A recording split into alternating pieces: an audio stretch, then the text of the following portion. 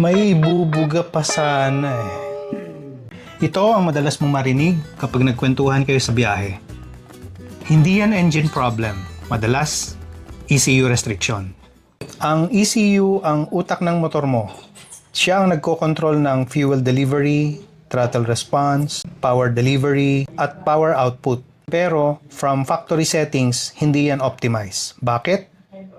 Para ang motor mo ay pumasa sa mga standards, sa mga emissions, fuel economy, at global safety settings, hindi para sa maximum performance. Sa ECU reflash using Woolwich Racing, pwede nating ma-adjust ang mga parameters para maging optimized sa actual use. Resulta, smoother ang throttle response, mas consistent ang power delivery, mas refined ang takbo ng motor, hindi lang mas malakas, mas maayos ang overall performance. Kaya maraming rider ang nagulat, hindi dahil iba ang motor, kundi lumabas ang tunay na potensyal nito.